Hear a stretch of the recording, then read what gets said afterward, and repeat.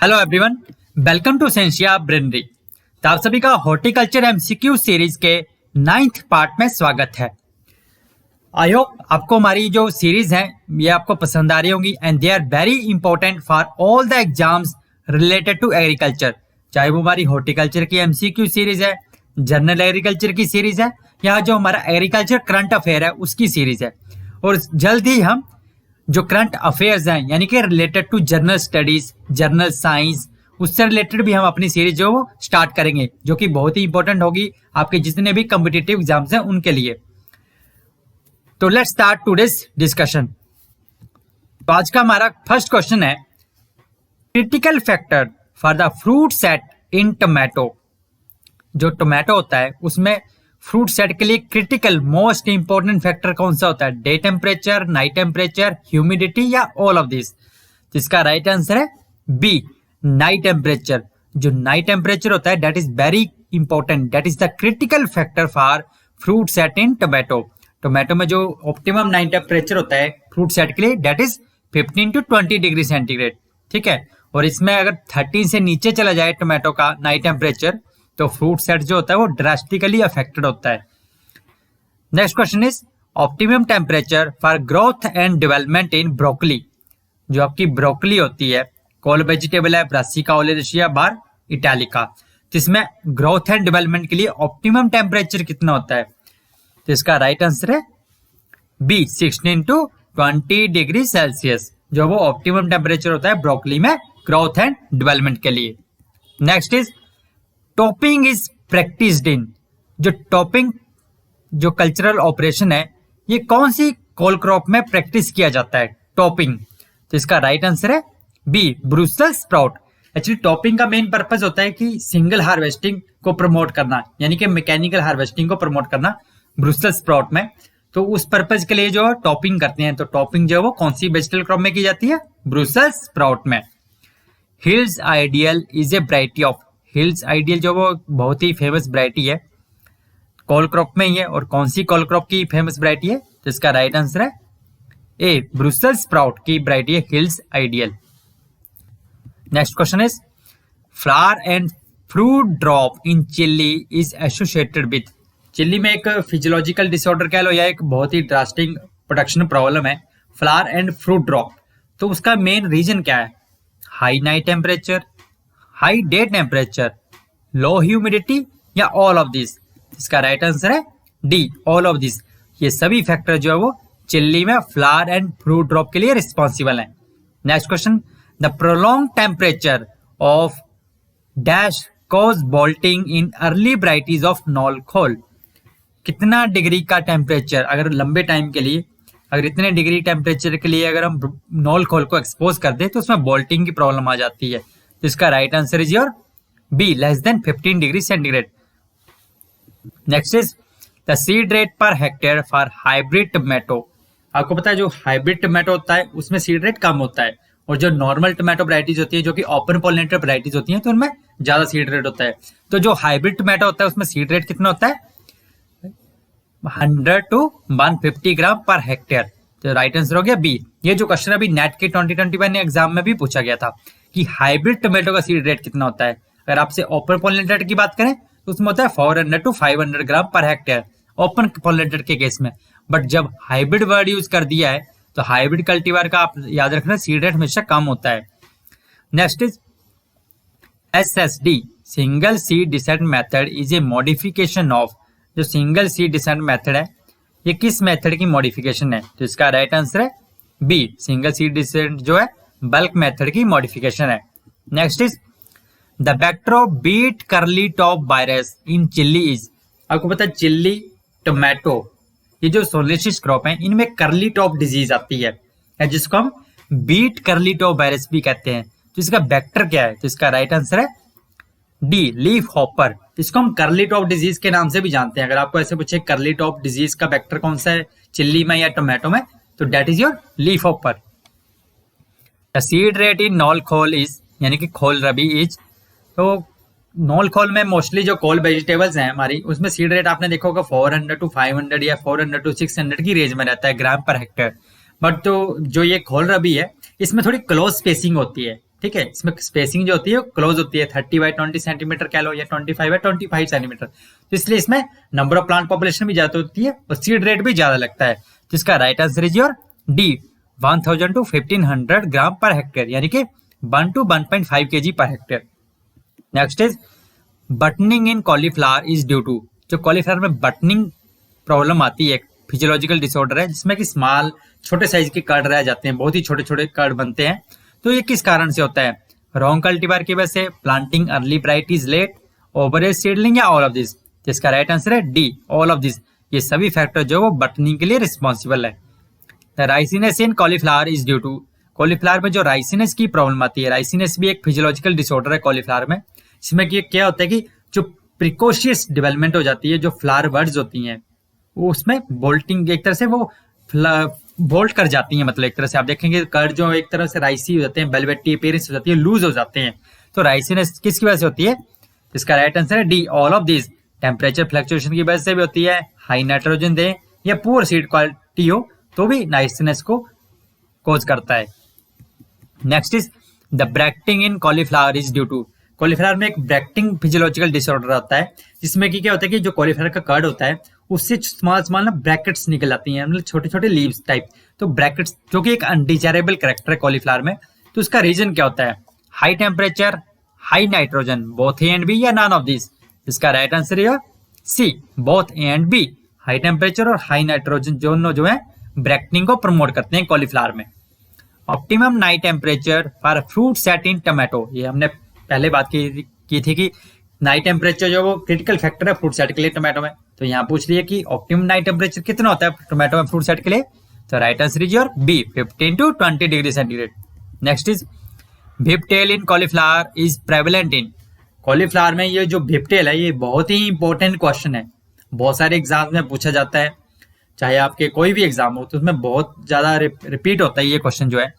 भिपटेल होता है कि इसकी वजह से मॉलिबेडिनम की डेफिशिएंसी होता है, और भिपटेल इज प्रेवलेंट इन कौन सी टाइप की सोइल में प्रेवलेंट होता है? तो इसका राइट आंसर है बी एसिडिक सॉइल्स में। एसिडिक सॉइल्स में मॉलिबेडिनम जो है डेफिशिएंट होता है, अवेलेबल नहीं होता है, तो इसलिए वहां पे मॉलिबेडिनम की कमी हो जाती है और भिपटेल प्रॉब्लम आती है कॉलीफ्लावर में।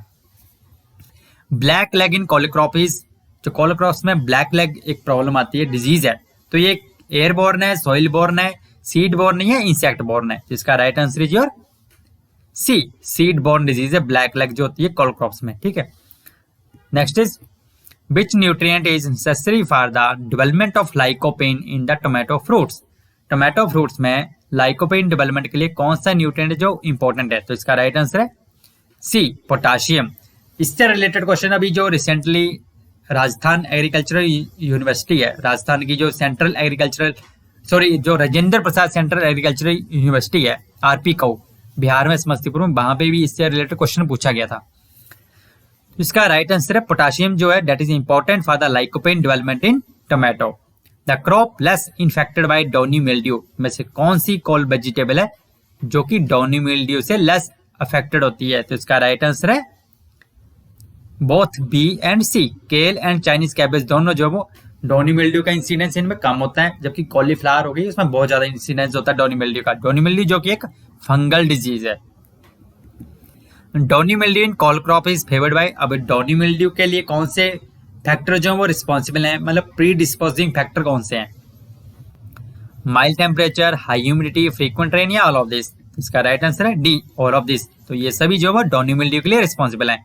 Cabbage yellows is caused bye, cabbage yellow जो है वो क्या है? वायरल डिजीज है, फंगस से होती है, बैक्टीरिया से होती है या निमाटोड से होती है? तो कैबेज येलो जो है वो एक फंगल डिजीज है।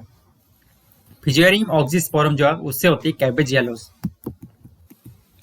Buyer stem in cole crop is caused by, ये क्वेश्चन जो है भी IRI का जो PhD एग्जाम होता है वेजिटेबल साइंस में, तो वहां पे ये क्वेश्चन जो वो आया था।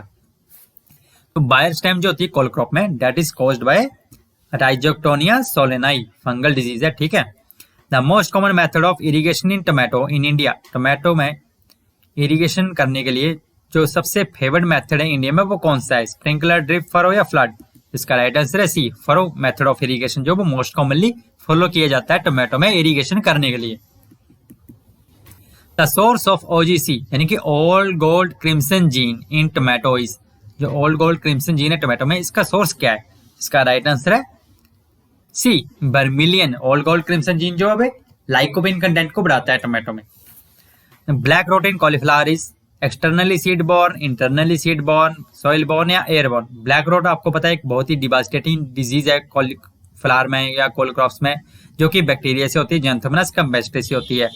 तो ये जो होती है this is internally seed born, ठीक है, इंटरनली सीड बॉर्न है। तो सीड ट्रीटमेंट इसलिए प्रेफर करते हैं ब्लैक रोट को मैनेज करने के लिए। हॉट वाटर सीड ट्रीटमेंट भी करते हैं या फंगल सीड ट्रीटमेंट भी करते हैं।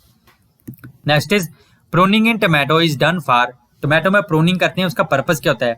To remove the unwanted growth को हटाना, या फ्रूट साइज को इंप्रूव करना, या फ्रूट की क्वालिटी को इंप्रूव करना, या ऑल ऑफ दिस? इसका राइट आंसर है D, all of this.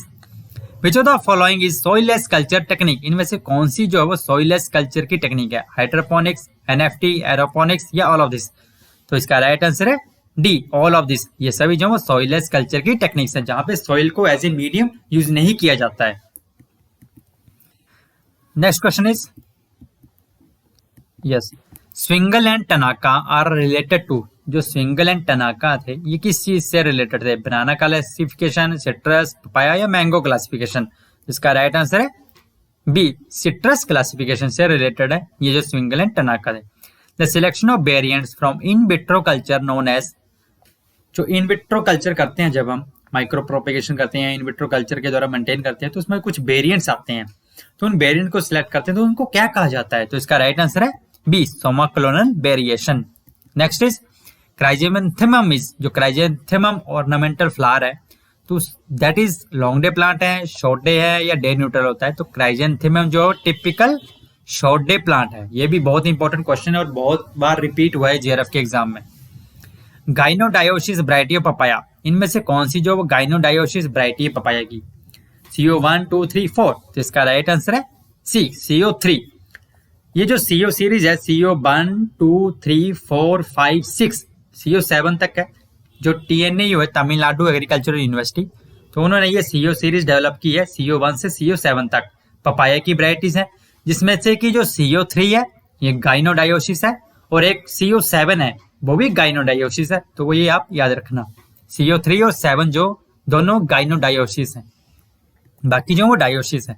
Next is cracking in tomato is due to, tomato में जो क्रैकिंग की प्रॉब्लम आती है वो किस वजह से आती है? Irrigation after long dry spell, boron की डेफिशिएंसी से, fluctuation in day and night temperature से, या ऑल ऑफ दिस? तो ये सभी फैक्टर जो है वो क्रैकिंग के लिए रिस्पॉन्सिबल है, तो आंसर हो जाएगा all of this. The blotchy ripening in tomato is also known as, जो टोमेटो में ब्लोची राइपनिंग फिजियोलॉजिकल डिसऑर्डर है, ठीक है, ये किसकी वजह से होता है? मतलब इसको और क्या कहा जाता है? Yellow shoulder, grey wall, both A and B, या नॉन ऑफ दिस? इसका राइट आंसर है बी, जो ब्लोची राइपनिंग होती है टोमेटो में इसको हम येलो शोल्डर भी कहते हैं या ग्रे वॉल भी कहा जाता है। Next is citrus canker is a bacterial disease है, वायरल है, फंगल है या एमएलओ से होती है? तो सिट्रस क्रैंकर होता है ये बैक्टीरियल डिजीज है, जेंथोमोनास जो बैक्टीरिया होता है उसके द्वारा होता है जो सिट्रस क्रैंकर है। तो इसका राइट आंसर हो जाएगा A, bacterial. The preservative in the preparation of grape squash, जो ग्रेप फ्रूट स्क्वैश होता है उसकी प्रिजर्वेट करने के लिए उसका कौन सा प्रिजर्वेटिव यूज किया जाता है? तो मोस्टली इसमें KMS यूज किया जाता है, ठीक है। The source of TY2 gene in tomato, tomato में जो TY2 जीन है उसका सोर्स क्या है? ये क्वेश्चन भी अभी नेट के 2021 एग्जाम में रिपीट हुआ था वेजिटेबल साइंस में। और जो RP कऊ है, Rajendra Prasad Central Agriculture University Samastipur Bihar में, वहां भी अभी जो असिस्टेंट प्रोफेसर का एग्जाम हुआ अभी 2021 में, तो वहां भी इससे रिलेटेड क्वेश्चन पूछा गया था TY जीन से। तो जो TY2 है इसका सोर्स क्या है? तो इसका राइट आंसर है B, Solanum habrochaites. The source of SW7 in tomato, ये जो SW7 है ये किसके लिए रिस्पॉन्सिबल है? मतलब ये टोमेटो स्पॉटेड बिल्ट वायरस जो डिजीज है टोमेटो में, तो उसके लिए रेजिस्टेंट जीन है SW7। तो इसका सोर्स क्या है? तो इसका राइट आंसर है ए, सोलेनम काइलेंस। इससे पहले एक SW5 भी है, ठीक है, जो SW5 है उसका सोर्स है सोलेनम पेरुवियानम, और जो SW7 है इसका सोर्स है Solanum chilense. Next is which of the following is a rich source of vitamin A, इनमें से कौन सी वेजिटेबल है जिसमें विटामिन ए सबसे ज्यादा होता है? इसका राइट आंसर है ए, स्प्राउटिंग ब्रोकली में। क्रोमोसोम नंबर इन स्पिनच, जो डिप्लॉयड क्रोमोसोम नंबर होते हैं स्पिनच में, स्पिनच आपको पता है जिसको हम बिलायती पालक भी कहते हैं, स्पाइनेशिया ओलिरेशिया इसका बोटेनिकल नेम है, इसमें क्रोमोसोम नंबर कितने होते हैं? तो इसका राइट आंसर है बी 12 होते हैं, और जो एक होता है हमारा पालक होता है, ठीक है, जिसको हम बीटा बेंगालेंसिस के नाम से जानते हैं, बीटा, ठीक है, बीटा बल्गैरिस बार बेंगालेंसिस जो होता है हमारा, तो वो होता है हमारा देसी पालक, इंडियन पालक, और स्पिनच हो गया हमारा बेलायती पालक। तो इसमें होता है 12 क्रोमोसोम होते हैं। Next is gene responsible for anthocyanin expression in tomato fruit. इनमें से कौन सा जीन है जो टोमेटो में एंथोसाइनिन यानी कि पर्पल कलरेशन देता है? AFT, ABG, ATB या ऑल ऑफ दिस? इसका राइट आंसर है डी, ऑल ऑफ दिस। ये तीनों जीन जो वो टोमेटो में एंथोसाइनिन एक्सप्रेशन के लिए रिस्पॉन्सिबल है। पोटैटो इज ए, पोटैटो क्या है? लॉन्ग डे है, शॉर्ट डे है, डे न्यूट्रल है? तो जो पोटैटो होता है याद रखना लॉन्ग डे प्लांट है फ्लावरिंग के हिसाब से। पर अगर आपको पूछा जाए कि पोटैटो फॉर द ट्यूबराइजेशन, तो ट्यूबराइजेशन के लिए ये शॉर्ट डे होता है। Next is aroma of apple is due to, apple में बहुत सारे अरोमा कंटेनिंग कंपाउंड होते हैं, तो यहाँ पे जो मेन कंपाउंड है अरोमा के लिए रिस्पॉन्सिबल है एप्पल में, तो that is your ethyl two methyl. तो राइट आंसर हो गया A. Female genotype in papaya, papaya में फीमेल जीनोटाइप का जेनेटिक कंस्टिट्यूशन क्या होगा? जिसका राइट आंसर होगा सी, ठीक है, रिसेसिव स्टेज में जो MM में होमोजाइगस रिसेसिव, वो फीमेल होगा।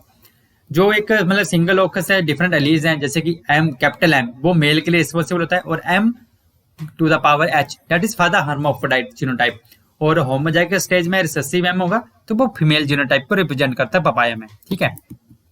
Next is which of the following is non climacteric, इनमें से कौन सा जो वो नॉन क्लाइमेक्ट्रिक फ्रूट है? तो इसका राइट आंसर है C, litchi. Blue colour of flower petal is due to, आपको पता है मेनली जो फ्लावर में जो ब्लू कलर होता है पेटल्स में, तो वो किसकी वजह से होता है? स्पेशली अगर हम बात करें जो ब्लू कलर रोज भी आपने सुना होगा ब्लू कलर के रोज के बारे में, तो उसमें मेनली जो पेटल जो कंपाउंड है दैट इज योर डेल्फिनिडिन, ठीक है। एंथोसाइनिन होता है, बट एंथोसाइनिन का मेन कंपाउंड कौन सा है? That is your delphinidin. Cyanidin भी एंथोसाइनिन के लिए होता है, ठीक है। Next is gametes are usually, जो गैमेट्स होते हैं वो यूजली क्या होते हैं? हैप्लॉइड होते हैं, डिप्लॉइड होते हैं, पॉलीप्लॉइड होते हैं या जर्म होते हैं? तो राइट आंसर है गैमेट्स जो होते हैं वो जनरली हैप्लॉइड होते हैं, ठीक है। In metaphase stage chromosomes are arranged on, जो मेटाफेज स्टेज होती है उसमें क्रोमोसोम कैसे अरेंज होते हैं? पोलर प्लेट पे होते हैं, इक्वेटोरियल प्लेट पे या सेंट्रोमियर पे होते हैं? तो मेटाफेज में क्रोमोसोम जो होते हैं they are arranged on equatorial plate, तो राइट आंसर हो गया B. Next is monohybrids are derived by hybridizing two individuals differ far, जो मोनोहाइब्रिड होते हैं वो कैसे ड्राइव होते हैं, मतलब कैसे डेवलप होते हैं? जब हम दो इंडिविजुअल को क्रॉस करते हैं, और वो जो दो इंडिविजुअल हैं they differ for single trade के लिए, डबल ट्रेड के लिए, 4 ट्रेड्स के लिए, मल्टीपल ट्रेड्स के लिए। तो इसका राइट आंसर है ए, सिंगल ट्रेड के लिए, ठीक है। The plants which do not set fruit with their own pollen are called, उनको कहा जाता है self unfruitful. Next is which of the following fruit trees require chilling before harvesting, sorry before flowering. तो flowering के लिए कौन से fruit tree हैं जिनको चिलिंग ट्रीटमेंट चाहिए? चिलिंग मतलब लो टेम्परेचर ट्रीटमेंट। तो इसका राइट आंसर है A, apple and cherry. The national flower of India, very simple, ये तो सभी को आता होगा, नेशनल फ्लावर कौन सा इंडिया का? तो इसका राइट आंसर है बी, लोटस, जो हमारा नेशनल फ्लावर है। So this is all about today. अगर आपको हमारा वीडियो अच्छा लगा हो तो प्लीज जितना हो सकता है आप लोग शेयर करें, सब्सक्राइब करें और लाइक करें हमारे चैनल को। And with this I will say thank you, stay blessed, stay happy and stay safe.